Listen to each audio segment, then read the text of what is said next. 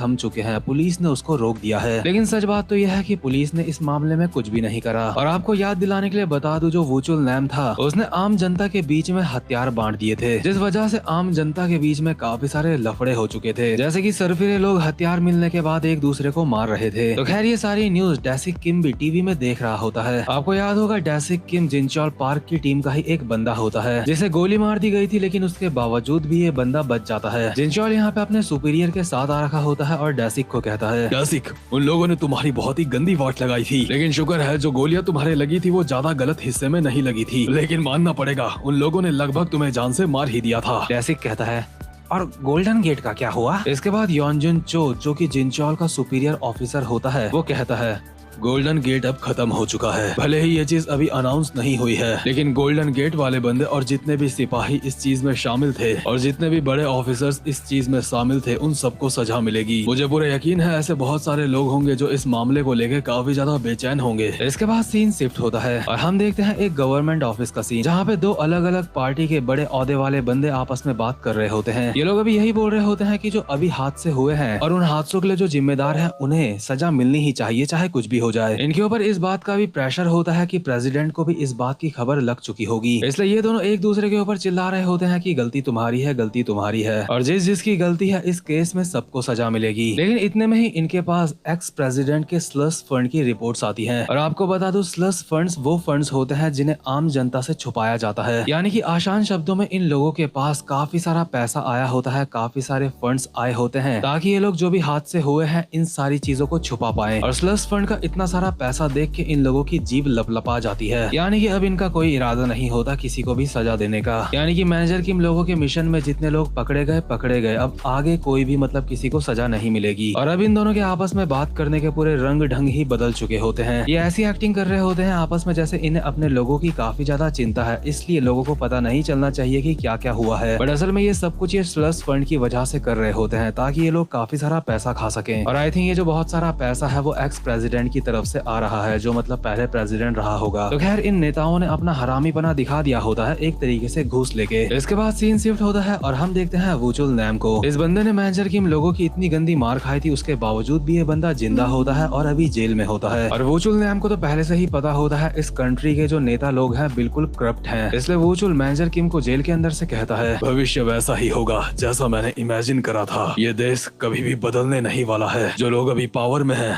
पैसा उनको अंधा कर देगा और पब्लिक के सामने कभी भी सच नहीं आ पाएगा। मैनेजर किम कहते हैं, मैं जानता हूँ मैंने तुम्हें कंट्री को बदलने से रोका है, लेकिन मुझे पूरा यकीन है तुम्हारा दिल ये बात अच्छी तरीके से जानता होगा कि मैंने ऐसा क्यों करा। दरअसल जो तुम कर रहे थे उसका तरीका बिल्कुल गलत था। वुचुल कहता है, लेकिन मेरा मकसद तो सही था, मैं कुछ गलत तो नहीं कर रहा था, भले ही तरीका गलत था। मैनेजर किम कहते हैं, इस कंट्री में ऐसे बहुत सारे लोग हैं जिन्हें अपने देश से बहुत ज्यादा प्यार है। ऐसे बहुत सारे लोग हैं जो खुद को अपने देश के लिए कुर्बान कर सकते हैं। वो लोग खुशी खुशी अपने देश के लिए अपनी जान दे सकते हैं और बदले में उन्हें कुछ भी नहीं चाहिए होता। जिस दुनिया की तू वाट लगाने की सोच रहा था, वो दुनिया किसी का घर भी है, और अपने घर की रक्षा वो लोग बिल्कुल ऐसे करते हैं जैसे वो अपनी जिंदगी की रक्षा कर रहे हैं। और उन जैसे लोगों के बलिदान ही ये वजह है कि तू हार गया है, तू कामयाब नहीं हुआ। आज के लिए मुझे बस तुझसे इतना ही कहना था, अभी मुझे फ्यूनरल में जाना है। वुचुल कहता है, क्या फ्यूनरल में जाना है तुम्हें? आखिर कौन मर गया? पर आपको पता होगा जिनचोल की टीम की एक बहुत ही खास बंदी मर चुकी है गोल्डन गेट को रोकते हुए, इसलिए मैनेजर किम यहाँ से जाते जाते कहते हैं, और हाँ, तुझे एक सलाह देता हूँ,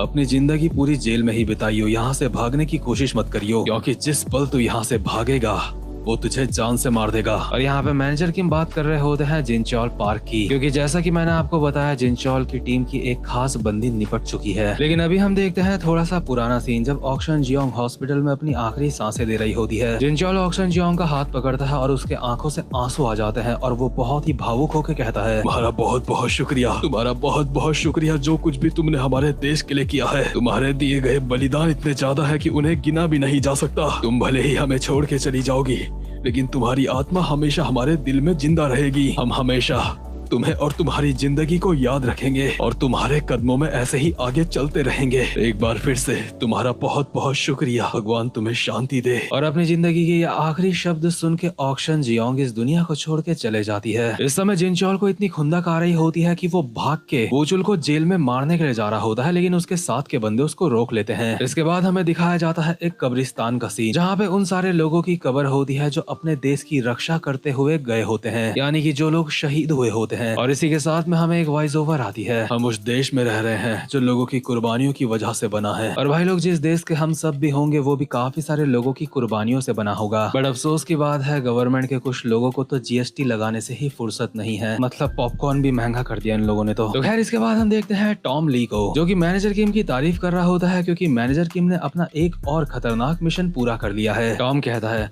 मैनेजर किम बहुत अच्छे, तुमने एक और मिशन पूरा कर लिया, लेकिन मुझे लगता है इस बार तुमने अपने ऊपर काफी ज्यादा जोर डाला है। क्या तुम ठीक हो? मैनेजर किम कहता है, मैं बिल्कुल ठीक हूँ, पूछने के लिए आपका बहुत बहुत शुक्रिया। इसके बाद टॉम कैलकुलेटर लेता है और कहता है, तो ठीक है, अब बात करते हैं पैसों की। ठीक है, एरीज ने मैनेजर किम को हमसे उधार लिया था, उसके उन्हें हमें इतने पैसे देने हैं। उसके बाद इस चीज को माइनस कर देते हैं, इसको ऐड कर देते हैं, ऊपर से जो मैनेजर किम हमारे साथ नहीं थे उसकी वजह से हमें जो नुकसान हुआ ये भी ऐड करना पड़ेगा और ये भी ऐड करना पड़ेगा। मतलब टॉम हरामखोर को सिर्फ पैसों से मतलब होता है, वो यहाँ पे पाई पाई का हिसाब लगा रहा होता है, यानी कि इस काम को करने के लिए व्हाइट टाइगर जॉब सेंटर को कितना पैसा मिलने वाला है और उनमें से मैनेजर किम को कितना पैसा मिलने वाला है। इसी के साथ साथ मैनेजर किम को याद आ रहा होता है कि जिनचोल ने उनसे कहा था, इस मिशन से मुझे एहसास हुआ है कि हमें और ज्यादा पावर की जरूरत है। किम, मैं चाहता हूँ तुम एरीज को ज्वाइन कर लो। अगर तुम हमें ज्वाइन कर लेते हो तो मैं खुद तुम्हारे लिए वो मिशन चुनूंगा जो तुम्हें सूट करेंगे। मैनेजर किम कहते हैं, तुम जानते हो मैं तुम्हारे साथ नहीं आ सकता। तुम्हें अच्छी तरीके से पता है मैं व्हाइट टाइगर जॉब सेंटर में काम क्यों कर रहा हूँ। तुम्हें पता है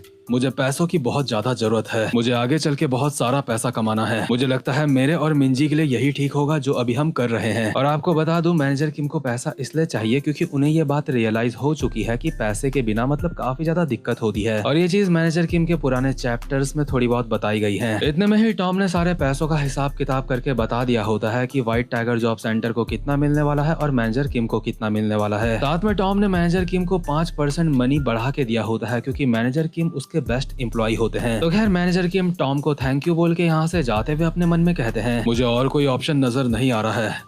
पैसा बहुत ज्यादा जरूरी है अपने परिवार को बचाने के लिए। इतने में ही मैनेजर किम को मिंजी का कॉल आता है और मिंजी उनको कहती है कि स्कूल में उन्हें बुलाया गया है। दरअसल मिंजी के स्कूल वालों ने उसे बाहर देश में पढ़ाई करने के लिए रिकमेंड करा होता है, जैसे कि फ्रांस और यूएसए। यानी कि इसी के साथ मैनेजर किम को एक और रीजन मिल चुका होता है बहुत सारा पैसा कमाने का, क्योंकि देशभक्ति और सच्चाई वगैरह अपनी जगह पे है और पैसा अपनी जगह पे है। अगर किसी